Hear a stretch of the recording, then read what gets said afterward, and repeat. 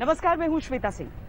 कुछ दिनों के लिए भारत ने अपना ध्यान कोरोना से लड़ने में क्या लगाया, पाकिस्तान को ऐसा लगा कि वो जितना चाहे अपनी आतंकवादी गतिविधियों को बढ़ा सकता है, लेकिन ऐसा नहीं है। भारतीय सुरक्षा बल पूरी तरीके से सतर्क हैं। अभी तो कश्मीर का एक मोस्ट वांटेड खत्म किया गया है।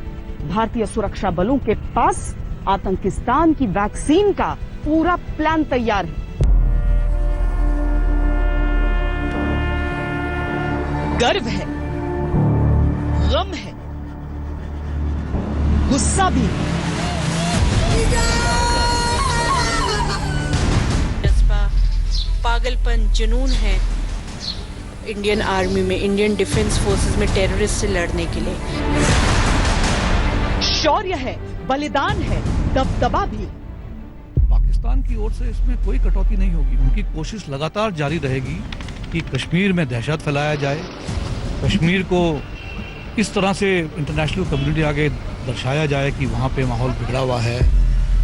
महामारी से लोहा लेते हिंदुस्तान को आतंक के वायरस से परेशान करने चला है पाकिस्तान, लेकिन कोरोना काल में भी सुरक्षा बलों ने एक ऐसी आतंक निरोधी वैक्सीन का फॉर्मूला तैयार किया है जो इमरान के आतंकिस्तान वायरस को हमेशा हमेशा के लिए नष्ट कर देगी।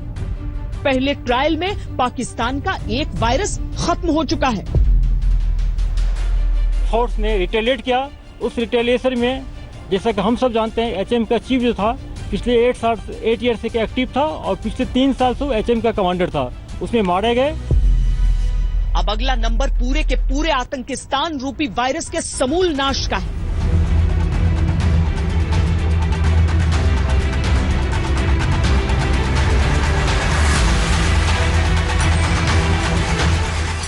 आतंकवादी कुछ रहेंगे, जो अभी बचे हैं उनका भी सफाया होगा। और मानकर चलिए, जो हमारे सशस्त्र बल हैं, सेना है, जेएनके की पुलिस है, सीआरपीएफ है, बीएसएफ है, सब लोग जो वहां पे लगे हुए हैं वो इसी चीज को लेकर लगे हुए हैं कि वहां से आतंकी समाप्त हो जाए। तय किया है हिंदुस्तान ने इस बार कि आतंकिस्तान के कब्जे से इंच इंच जमीन छीन लेंगे।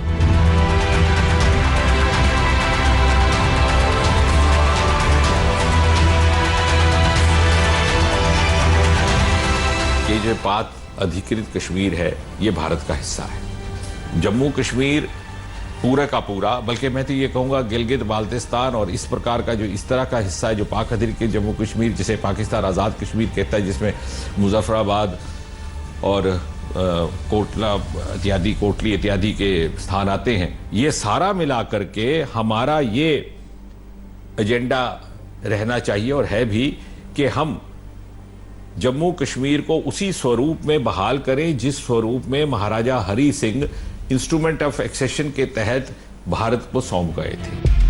आतंकिस्तान के कब्जे से हर मौसम छीन लेंगे।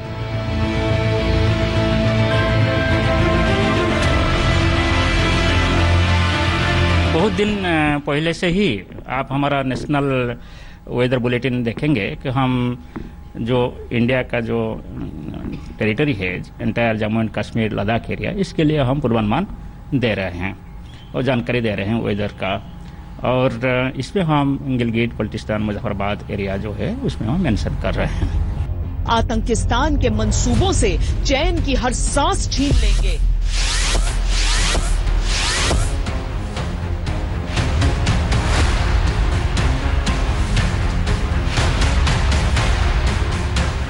आतंकिस्तान के दुस्साहस वाली हर हिम्मत छीन लेंगे।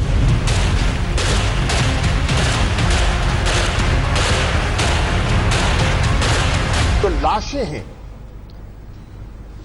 मेरा चेहरा देख लेंगे, कोई बात नहीं। जो लाशें हैं वो लाशें लवाहिकीन को वापस तक नहीं करते। ये आज कैफियत है हिंदुस्तान की। कोरोना की मानवीय त्रासदी के समय पाकिस्तान ने जो अमानवीय चेहरा दिखाया, अब उसके बाद जो सजा उसे हिंदुस्तान देगा वो यकीनन पाकिस्तान के पूरे वजूद पर प्रश्न चिन्ह लगा देगी। हिंदुस्तान ने पाकिस्तान की हंदवाड़ा की हिमाकत को अघोषित युद्ध की तरह लिया है। अब आतंकिस्तान के वायरस को खत्म करने वाले टीके का इंजेक्शन तैयार है। जो होगा वो पूरा आतंकिस्तान भुगतेगा। President of the security council को खत लिखा है। यह हमेशा देखा गया है कि जब भी बर्फ पिघलने का मौसम होता है तो पाकिस्तान इस पूरी कोशिश में होता है कि अपने आतंकवादियों को भारत की सीमा में दाखिल करा सके। इसीलिए सीज फायर वायलेशन इतनी बड़ी संख्या में होते हैं। एक ये कारण है, लेकिन कई और कारण भी हैं कि क्यों इतने मुठभेड़ बढ़ रहे हैं, क्यों इतने आतंकी अचानक निकल कर सामने आ रहे हैं। बलिदान की आग में आतंकिस्तान के वायरस का भस्म होना तय हो चुका।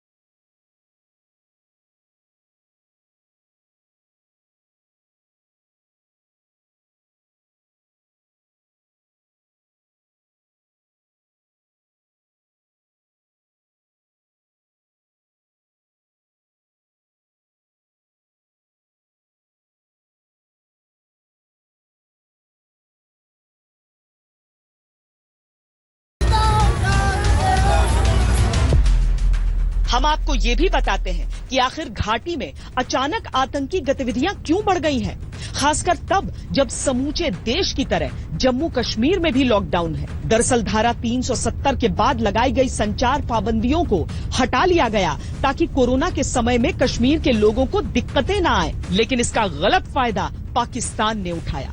आतंकियों को निर्देश देने की शुरुआत हुई, लेकिन इसके साथ ही संचार संदेशों को ट्रेस कर भारतीय इंटेलिजेंस ने भी अपना काम शुरू कर दिया। वैसे भी बर्फ पिघलने के दौरान घुसपैठ की कोशिश हर साल होती है। पाकिस्तान दुनिया के सामने सबसे बड़े संकट के प्रति भी संवेदनशील नहीं।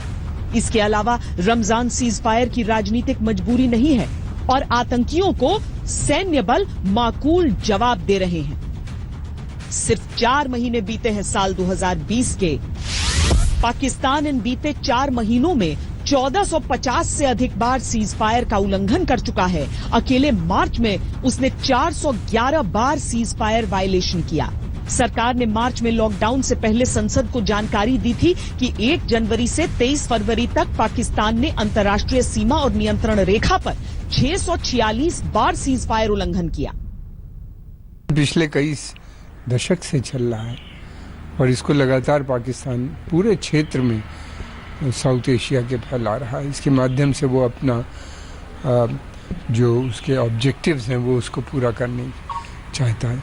और इस वायरस ने अफगानिस्तान को पूरी तरह से बर्बाद कर दिया। कश्मीर के अंदर अराजकता फैलाने की कोशिश कर रहा है लगातार। सीज फायर उल्लंघन के अलावा सुरक्षा बलों का बीता 1 महीना जबरदस्त तरीके से पाक परस्तों से मुठभेड़ में बीता।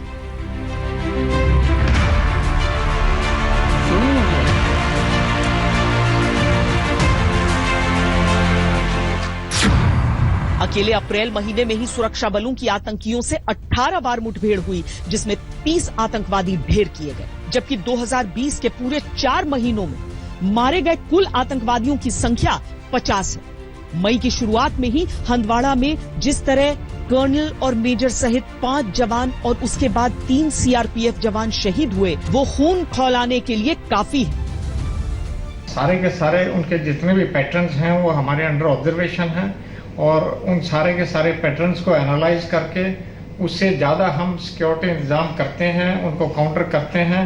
और आपने देखा है कि पिछले 2-3 महीने में बहुत ही कम इंट्रूजन से वो सक्सेसफुल नहीं हो पाए हैं। अटल जी ने कहा था कि आखिर सहने की भी सीमा होती है, सागर के उर में भी ज्वाला सोती है। कोरोना काल में पाकिस्तान के अमानवीय कुकृत्य ने भारत के सहने की वो अंतिम सीमा वाली लकीर भी मिटा दी है। अब हिसाब किताब बराबर नहीं होगा, बल्कि जो होगा वो बेहिसाब होगा।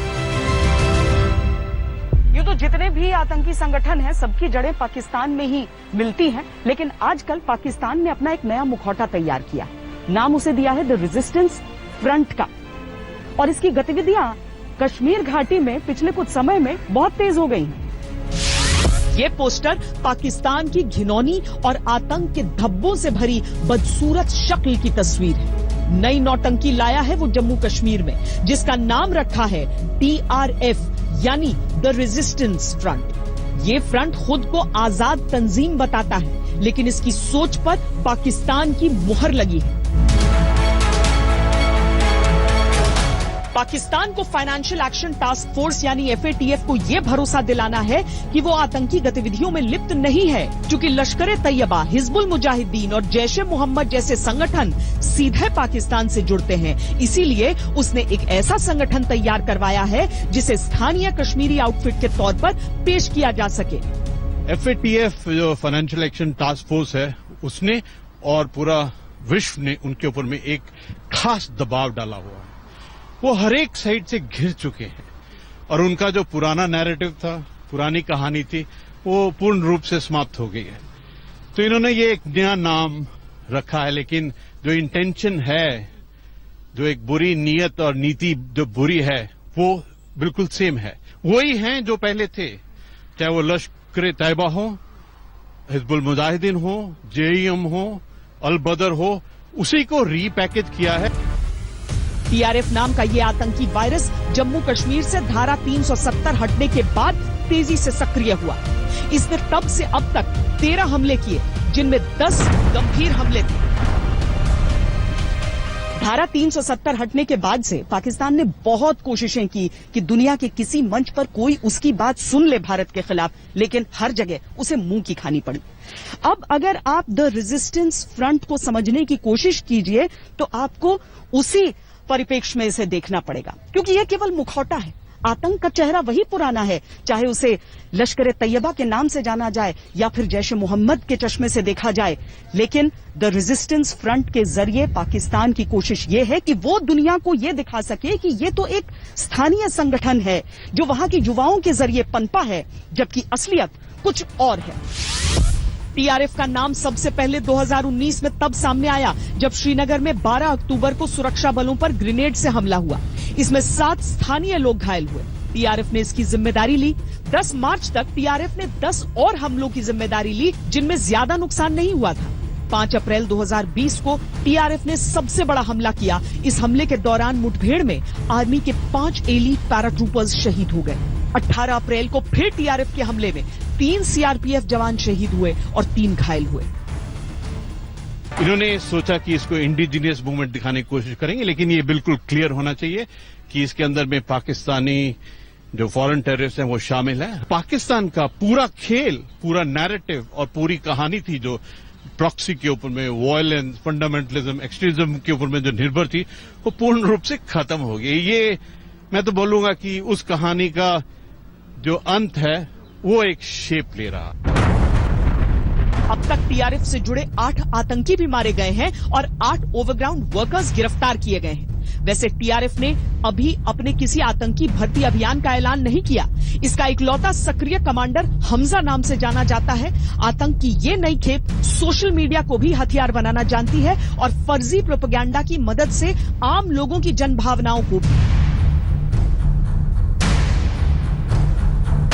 सुरक्षा बल इसे समझ चुके हैं। किसी दिन ठीक से हिंदुस्तानी बारूद का स्वाद भी इन्हें अच्छी तरह समझा देंगे। रियाज नाइकू सालों से भारतीय सुरक्षा बलों को ठगा रहा था। जहां कहीं भी फंस जाता वहां पर जो पत्थरबाज हैं वो आकर उसकी सुरक्षा कवच बन जाया करते थे। लेकिन इस बार एक पूरा प्लान तैयार था। हम आपको दिखाते हैं कि किस तरीके से रियाज नाइकू का खात्मा किया गया और बाकी आतंकवादियों के लिए भी एक पुख्ता प्लान तैयार है। रियाज नाइकू ने जीवन में गणित का ज्ञान कितना हासिल किया पता नहीं, लेकिन जब सेना ने इसका हिसाब किया तो इसका सारा गुणा भाग इसको मरने से बचा नहीं सका। कायर की मौत मरा पाकिस्तान पोषित आतंक का यह पोस्टर बॉय। और बड़े पैमाने पर यूथ को रेडिकलाइज करने में सक्सेसफुल हो रहा था। ये बुरहान वानी गैंग का आखिरी सर्वाइविंग मेंबर था और इसका मारे जाने से हमारा मोरल और मोटिवेशन खूब बढ़ेगा। जहाँ तक टेररिस्ट है उनका मोरल और मोटिवेशन बिल्कुल गिर जाएगा। उस इलाके में यूथ आसानी से रेडिकलाइज नहीं होंगे और इसके मारे जाने से बड़े पैमाने पर साउथ कश्मीर में हिजबुल मुजाहिदीन का सफाया 100% हो गया है। नजर तो इस पाकिस्तानी वायरस पर पिछले 6 महीने से गड़ी हुई थी, लेकिन 5 मई की रात इंटरसेप्ट से इसकी लोकेशन मिली। चूहे की तरह बिल में छिपा मिला ये आतंकी, जिसे पाकिस्तान और घाटी के पाकिस्तान परस्तों ने फर्जी हीरो बना रखा था। जिंदगी की खैर मनाता रहा। 6 मई तक 6 जगहों को खंगाल लिया गया, लेकिन ये बच गया। 7वीं तलाश इसकी मौत बन गई। इसी के दरमियान में हम लोगों ने खास करके हमारे एक जो स्पेशल टीम चल रहा था, जो जिसको हेड कर रहे हैं हमारे डीआईजी अतुल साहब कर रहे हैं, और इनके यंग ऑफिसर इसके अंदर हैं। उन्होंने हालांकि पिछले 6 महीना से एचएम के कमांडर रियाज नायकू के पीछे थे, इन्फॉर्मेशन जनरेट कर थे, और अभी तक में 5-6 उनके हाइडेड को हम लोग बस्ट कर दिए थे। बहुत सारे रेड मारे, कामयाबी नहीं मिला था। लेकिन मार्च फर्स्ट वीक में पिछले 6-7 दिन से इन्होंने अपने काम को और तेजी लाया और बहुत पिन पॉइंट खबर मिला। उसके तहत पुलिस की छोटी टीम ने पहले उस घर को कॉर्डन कर लिया, बाद में आर्मी को बुलाया गया, सीआरपीएफ को बुलाया गया, और पहला दिन सर्च करने पर उस घर में कुछ नहीं मिला। फिर भी हम लोग इतना कंफर्म थे कि इसके अंदर मिलिटेंट है, या तो अंदर में होगा कहीं हाइड आउट में। हम लोग कॉर्डन को नहीं हटाए, कॉर्डन कंटिन्यू रहा, और जो कल मारा गया उसमें जो एचएम का पूरे जेएनके का चीफ था। वैसे सेना ने एक नई रणनीति तैयार कर रखी है। हम आपको ये विस्तार से समझाते हैं, क्योंकि आतंक के वायरस को कुचलने के लिए ये बहुत कारगर साबित होने वाला है। नई रणनीति के अनुसार अब से मरने वाले आतंकी और उसके संगठनों की पहचान का जिक्र नहीं होगा, ताकि उसकी मौत को दूसरे आतंकी नए लोगों की भावनाओं को उकसाने में इस्तेमाल न कर सके। आतंकवादियों की लाश घर वालों को नहीं दी जाएगी, ताकि वहां आतंक समर्थकों का मजमा न जुट सके। नायकू इसमें एक्सपर्ट था, पर दूसरों की मौत को भुनाने वाले नायकू की लाश को भी उसके घर वालों को नहीं दिया गया। हमारी कोशिश तो यही रहती है कि लगातार ये जो आतंक के जो लीडर होते हैं, आतंकवादी लीडरशिप जो होती है, उनको चुन चुन के समाप्त किया जाए। क्योंकि अगर आप इसमें सफल हो जाते हैं तो उससे रिक्रूटमेंट की कार्रवाई में कमी आती है, जो कि हमारा मेन एम होता है कि रिक्रूटमेंट को बढ़ावा ना मिले। रिक्रूटमेंट को बढ़ावा मिलता है थ्रू टेररिज्म को बढ़ावा मिलता है थ्रू रिक्रूटमेंट, और ये हमारी कोशिश रहती है कि ये ना होने पाए। साथ साथ ही जो टेररिज्म के लीडर हैं, इनको शायद larger than life size image दी जाती है, क्योंकि हम इनके बारे में बताते हैं कि इन्होंने क्या क्या किया। लेकिन अक्सर अगर आप देखेंगे, इन्होंने जो भी कार्रवाई करी है वो सब दहशत की कार्रवाई है, और इनकी दहशत की कार्रवाई के कारण अगर इनको एक अलग दर्जा दिया जाता है तो मेरा कहना ये सही नहीं है। साइबर पुलिस अब सोशल मीडिया पर फर्जी प्रोपेगेंडा पर नजर रखेगी और ऐसा करने वालों को चिन्हित करेगी। धारा 370 खत्म होने के बाद घाटी में कम्युनिकेशन की सारी लाइंस लगभग बंद थी, लेकिन 2020 में सुरक्षा बलों ने टेक्निकल और ह्यूमन इंटेलिजेंस की मदद से आतंकवाद के खिलाफ लड़ाई तेज कर दी। पाकिस्तान प्रायोजित तहरीक मिल्लती इस्लामी हो या टीआरएफ, सब सुरक्षा बलों के रेडार पर है। गुटनिरपेक्ष देशों के सम्मेलन में प्रधानमंत्री मोदी ने पाकिस्तान के आतंकी वायरस को लेकर जो लाइन ली, वो उनके सब्र के जवाब दे जाने का प्रमाण है। पाकिस्तान इतने से घबराने का झूठा ड्रामा करने लगा है, लेकिन इस बार भारत का इरादा कुछ और है, जो निश्चित तौर पर इमरान के आतंकिस्तान पर बहुत भारी पड़ने वाला है। जब दुश्मन में भारत के पराक्रम का डर हो तो ये डर अच्छा है। अब आतंक के आकाओं में सैनिकों के शौर्य का डर हो तो ये डर अच्छा है। जब भगोड़ों में भी कानून और अपनी संपत्ति जब्त होने का डर हो तो ये डर अच्छा है। कोरोना के इस समय में भारत पूरी दुनिया की मदद में जुटा हुआ है। किसी को अगर दवाइयां चाहिए तो उनकी मदद की जा रही है, किसी को अगर अपने नागरिकों को बचाना है उनकी मदद की जा रही है। लेकिन पाकिस्तान इस सब के बीच क्या कर रहा है? प्रधानमंत्री नरेंद्र मोदी जब भी किसी अंतर्राष्ट्रीय मंच पर वर्चुअली ही सही बाकी नेताओं से जुड़ते हैं, वो पाकिस्तान को उसकी हैसियत, उसकी सही जगह जरूर दिखाते हैं। आइए जानते हैं क्या रहेगा गिलगित बाल्टिस्तान मुजफ्फराबाद में मौसम का हाल। हिंदुस्तान ने बताया पाकिस्तान को पीओके गिलगिट बाल्टिस्तान के मौसम का रुख। हम जम्मू कश्मीर को उसी स्वरूप में बहाल करें जिस Maharaja Hari Singh instrument of accession के तहत भारत को सौंप गए थे। हिंदुस्तान ने बताया पाकिस्तान को कि पीओके हमारा तो वहां का मौसम भी हमारा। पीओके की घर वापसी की तरफ उठ गया पहला कदम। ये एक मैं आपको बता दूं, ये दिखा रहा है सारी दुनिया को कि हिंदुस्तान ने अपना क्लेम उसके ऊपर नहीं छोड़ा, वो इलाका हिंदुस्तान का है और हिंदुस्तान उसको जल्द वापस अपने कब्जे में करेगा। पीओके गिलगिट बाल्टिस्तान हमारा, क्या होगा अब आतंकिस्तान तुम्हारा। Some people are busy spreading other deadly viruses such as terrorism. Corona से लड़ाई में अंदाज भले बदल गया हो प्रधानमंत्री मोदी का, लेकिन दुश्मनों को जवाब देने के लिए मिजाज अब भी वही है। कोरोना से लड़ने के लिए मोहलत दी थी हिंदुस्तान ने पाकिस्तान को कि वो सोचे समझे और फिर अपने देश की तरक्की के लिए काम करे, आतंकी चरित्र को बदले। लेकिन कोरोना काल में पाकिस्तान ने जो गैर इंसानी हरकत की, अब उसके बाद उसके हाथ से बहुत कुछ जाएगा। कश्मीर के सपने देखते देखते वो पीओके के साथ साथ अब गिलगिट बाल्टिस्तान पर मुंह की खाएगा। कांपते इमरान ने फिर दुनिया की दौड़ लगाई है कि कोई तो बचाओ।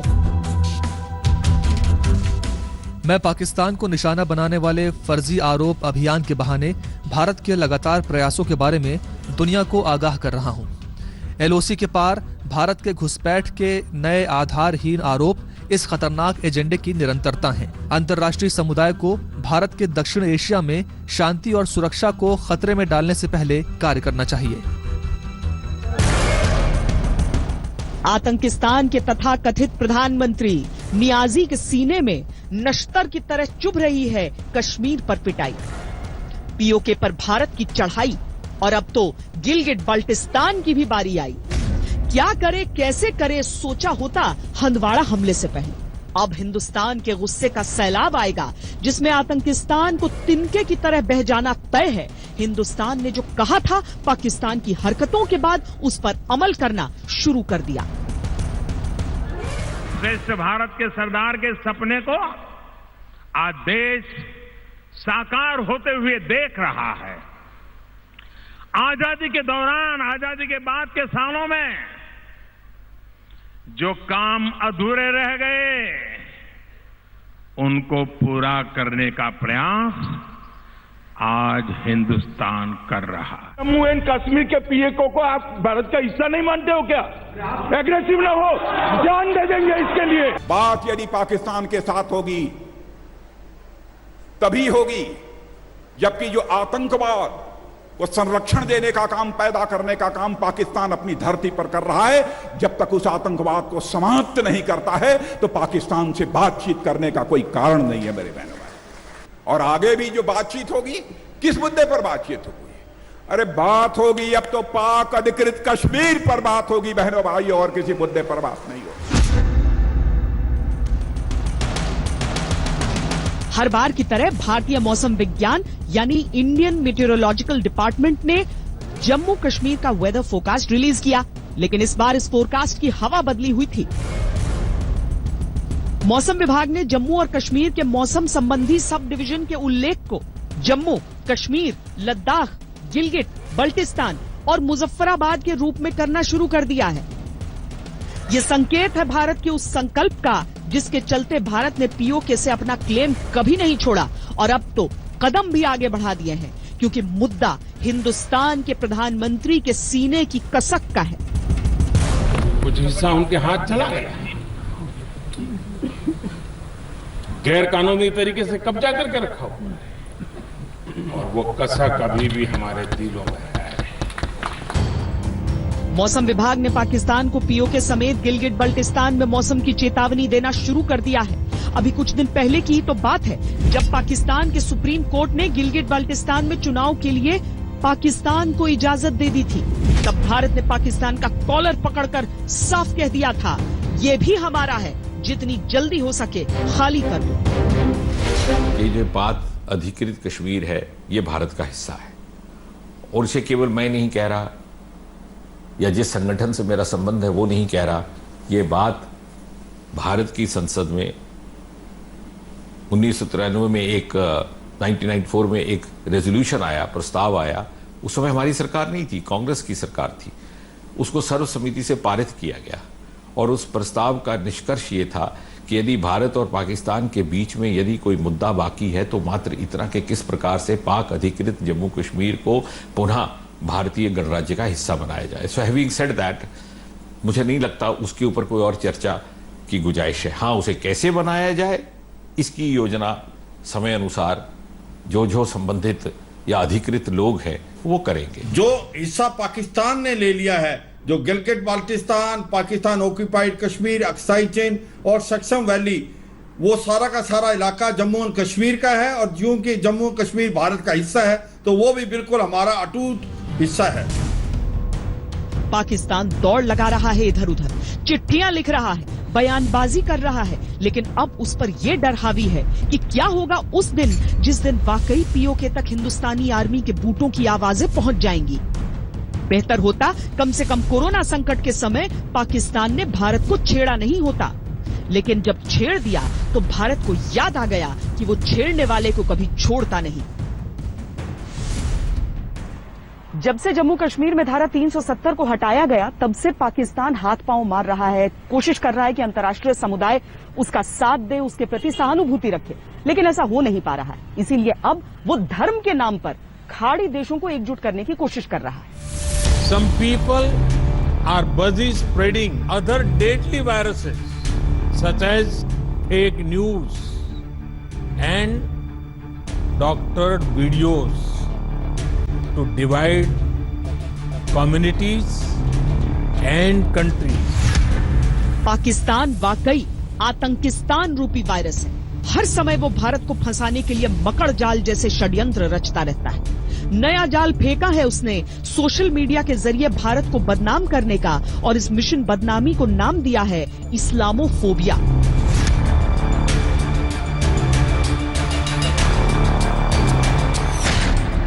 इक्का दुक्का को छोड़ दिया जाए तो भारत के रिश्ते मुस्लिम देशों से बहुत अच्छे हैं। बस यही बात पाकिस्तान को अखर रही है, क्योंकि ऐसे में उसका कश्मीर एजेंडा फल फूल नहीं पा रहा।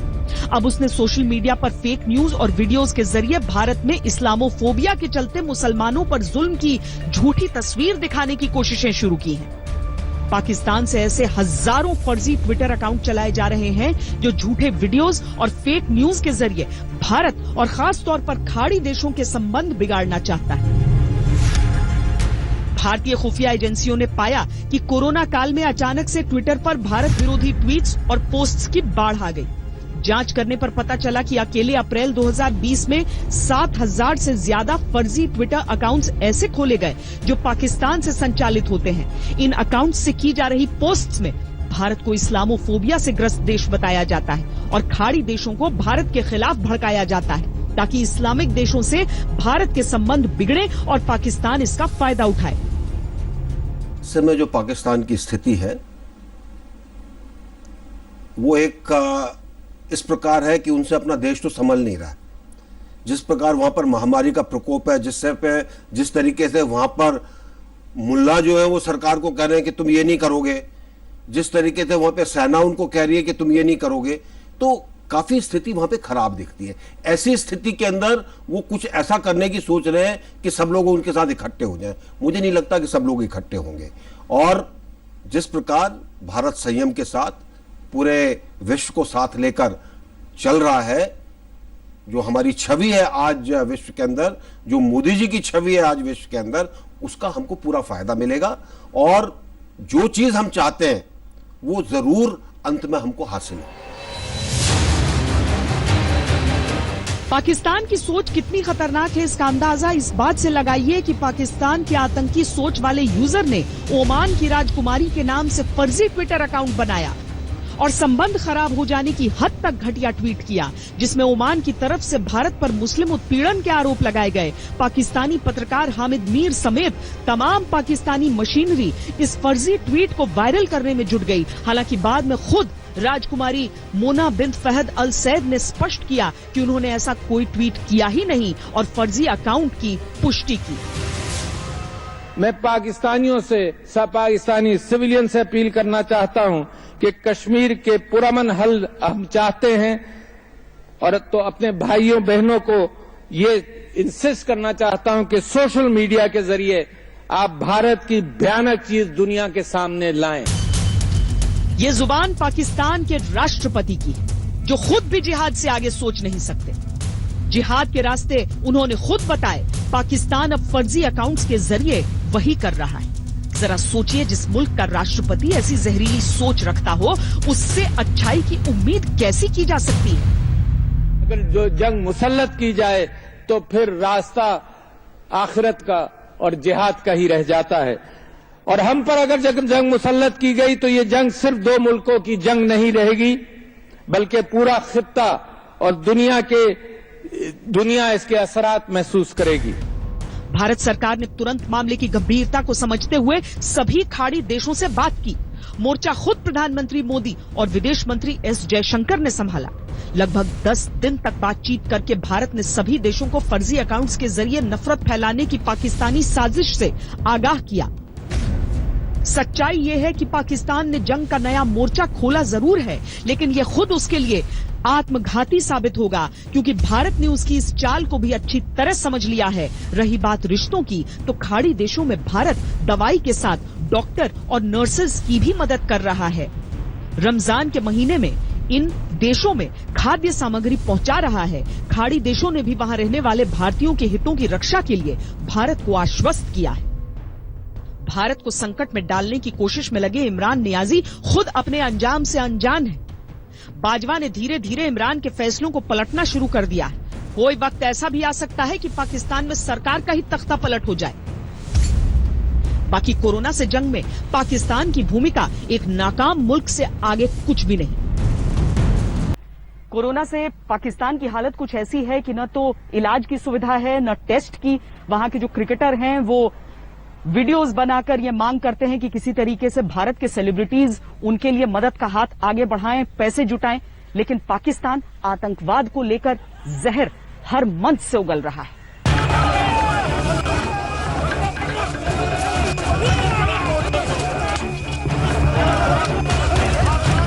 मेडिकल उपकरणों की कमियां गिनाई तो डंडे, और वेंटिलेटर्स की जरूरत बताई तो धक्के। पीपी किट मांगे तो जेल की सलाखें। जो पिट रहे हैं वो डॉक्टर हैं, जो पीट रहे हैं वो पुलिस वाले हैं। और ये तस्वीरें हैं कोरोना से लड़ने का ड्रामा करते आतंकिस्तान यानी पाकिस्तान की। दुनिया के सामने मदद का कटोरा लेकर घूमता है। कहीं से रहम के सिक्के मिल जाएं तो उससे आतंकियों के लिए गोलियां खरीद लेता है। लेकिन कोरोना से मरते लोगों के लिए बेरहम इमरान सरकार के पास कुछ भी नहीं। एक तरफ इनके स्टार क्रिकेटर हिंदुस्तान से रहम की भीख मांगते हैं ताकि कुछ जाने बच जाए। ये दो कंट्रीज ये फंड्स बना सकती हैं, फंड्स इकट्ठा कर सकती हैं। इमेजिन $150 मिलियन पाकिस्तान को आ रहा हो, या 2000 से 10,000 वेंटिलेटर हिंदुस्तान से आ रहा हो, या प्रोवाइड हो रहा क्लोरोक्विन के साथ, मैं बात कर रहा हूँ, गोलियों के साथ। दूसरी तरफ तबाह मुल्क की बर्बाद हुकूमत आतंकवाद की फसल को बोने में लगी रहती है। वो डराती है अपने आवाम को, लेकिन बदले में राहत के नाम पर कुछ भी नहीं। WHO की पाक को बड़ी चेतावनी, जुलाई तक 2 लाख लोग हो जाएंगे कोरोना संक्रमित। नहीं संभला तो बर्बाद हो जाएगा पाकिस्तान। कोरोना काल में आतंकी पाकिस्तान नाकामयाबी की जिन गहराइयों में दफन है, आइए आपको वो भी बताते हैं। एक रिपोर्ट के अनुसार सिर्फ कराची में जहां 2 करोड़ लोग रहते हैं, वहां कोरोना के 7 बड़े अस्पतालों में कुल 76 वेंटिलेटर हैं। इन्हीं 7 अस्पतालों में सिर्फ 321 आइसोलेशन बेड हैं, जहां कम संक्रमित लोगों को क्वारंटीन में रखा जाता है। और जब गंभीर संक्रमित लोग आते हैं तो पुराने मरीजों से वेंटिलेटर लेकर गंभीर संक्रमण वालों को वेंटिलेटर दे दिया जाता है।